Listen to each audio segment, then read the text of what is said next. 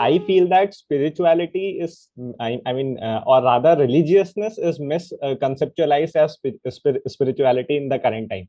So people, on the crux, they are religious, but they try to believe that they are spiritual, while these are very, very different things. Religiousness is pretty rigid, while spirituality helps us or kind of sets us free. So how do I try to bring this thought process from a religious mindset to a spiritual mindset? How can I influence others to do so?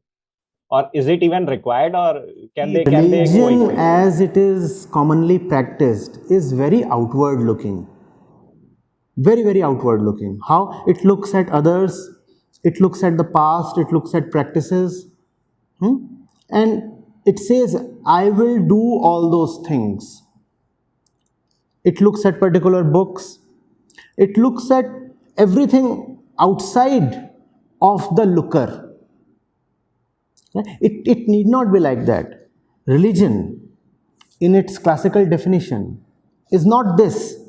But unfortunately, this is the way religion is practiced nowadays. In fact, religion has been practiced this way more or less throughout the course of history. So that's religion. There are these rituals that have been followed since 2000 years and I am following them. You're not looking at yourself, you're looking at past and ritual and your forefathers and all that stuff, right? I am a Hindu or I am a Muslim or I belong to this sect, I have that belief, so I'll do all these things. That particular temple is great, so I am going to that particular temple, right? That particular guru is wonderful, so I am approaching that. So that's religion. Spirituality, though really it is the center of religion, yet it is very distinct from religion. Spirituality looks at oneself. Spirituality keeps all this external business aside. Spirituality says, but before I look at anything, I have to ask, who is looking? Before I say anything about anything, who is this I that says anything? Is that not the first question? You see, one can not be completely sure of anything, right? I'm looking at the screen right now. Maybe I'm dreaming. Why is it not possible? Tell me. Maybe you don't really exist. There is at least, a marginal possibility. No? When you are in your dreams, aren't dreams all too real? As real as this moment right now. Is that not the case? So you can never be sure of what is happening. Let's say you're a religious person and you say, such tradition has been followed by my community since so many years. Now, how do you really know? How can you be sure that this tradition has indeed been followed in this particular way? You cannot be sure of anything. You cannot be sure of your thoughts. You cannot be sure of your beliefs. But there is one thing that you can be sure of. That if there is thought, there is a thinker. That if there is suffering, there is a sufferer. That if there is a question, there is a questioner. So you, this entity that asks, listens, suffers, feels confused, falls, rises, this entity is the only thing you can ever be sure of. Everything else might be a mirage, a dream, an apparition. You don't know. That's the point spirituality starts from. Spirituality says, I'll start from the point, the only point I can be fully confident of, and that is I. About everything else, I'll be a little skeptical. I'm not rejecting everything else. I just want to doubt. I want to question whether things really are as they appear. Right? But before I say whether this thing is really as it appears to me, I have to test my eyes, right? This thing comes later, my eyes come first. When you cannot look at this towel properly, do you go and get this towel tested, or do you go and get your eyes tested? So that's the difference between religion and spirituality. Religion is just too much concerned with the towel. Spirituality says, I need to get my eyes tested. The eye need to be tested. Are you getting it? So, though really spirituality is at the center of all religion, religion is the circumference, the periphery that is supposed to gradually draw the religious one to spirituality. But that often not is the case. One gets caught at the periphery. One remains at the circumference all his life. In fact, one starts resisting the center itself. There is often a great conflict between the spiritual mind and the religious mind. In fact, really spiritual people have been badly persecuted by none other than religious people. The Sufis, for example. And even in India, if you are really a spiritual person, then you will find that the community that opposes you the most is not of atheists. It is of religious people. They will be the ones who would be opposing the really spiritual person the most, which is an unfortunate thing, because the way religion was designed, it was designed to gradually make a person spiritual. Today the situation is that these are not in sync or harmony with each other. Rather, these two have become greatly separated. Some fundamental questions that you need to ask maybe a religious person, maybe they might work. Depends a lot on chance and your effort and the intensity. Having done all that you have been doing all your life, are you really at peace?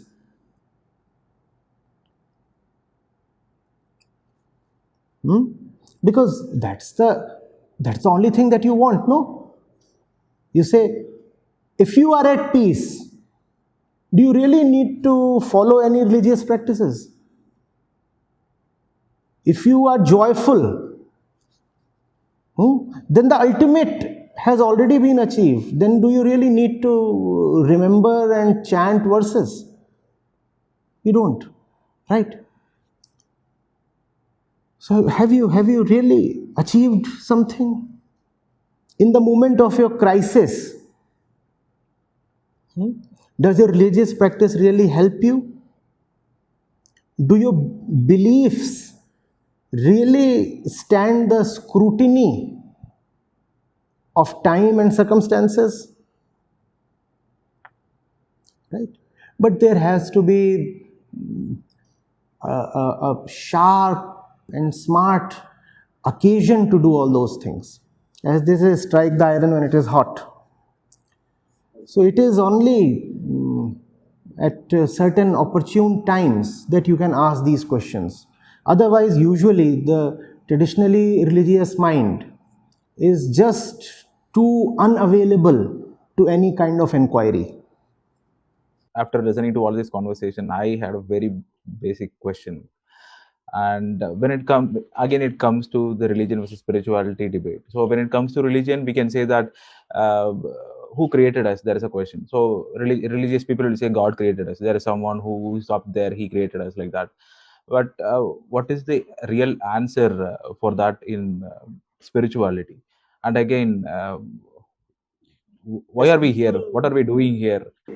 Are we really anywhere? First of all, let me answer that. The religious person says, who created us and what is the purpose of this life? Do you see the implicit assumption here? First of all, it is believed that you exist. When you are confident that you exist, you ask, who created me? Who created my body? Who created the trees, the rivers, the building, whatever, the entire universe? And when you are confident that you know what life is, then you ask, what is the purpose of life? So the religious question is based on some very dubious assumptions. The spiritual approach is far more rigorous. The spiritual mind does not ask who created us or who created me. The spiritual mind asks, do I exist at all? If I exist at all, only then the question of my creator becomes relevant.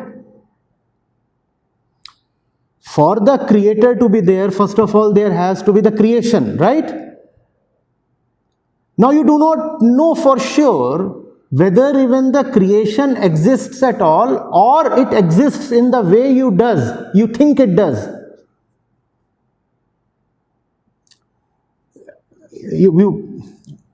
Okay, take this example. I'm drunk, let's say.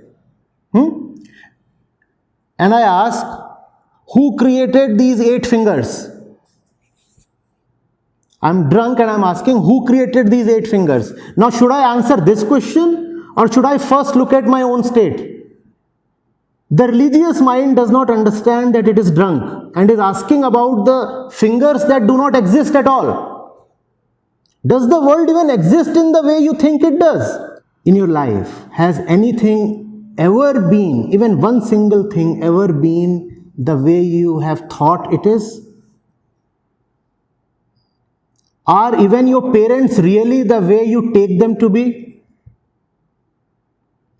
Are even you the person you think you are? So we do not know anything for sure.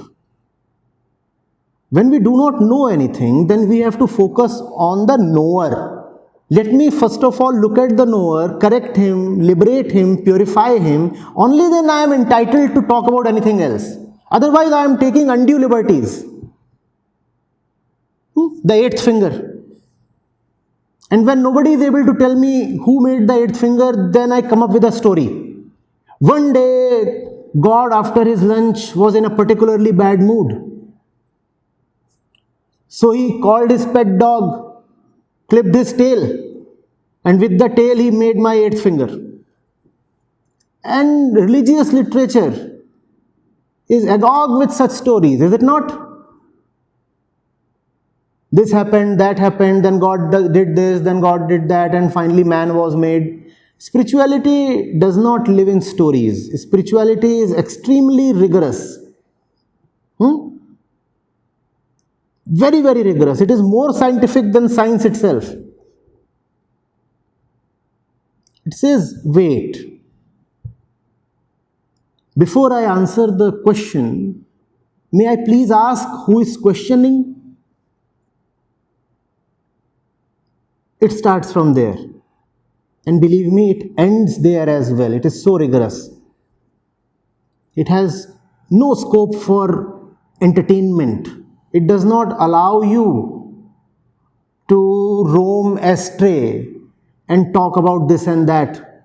This planet, this seed, that food, this particular auspicious day, sun and moon, and 1,000 other things. Spirituality has nothing to do with all that.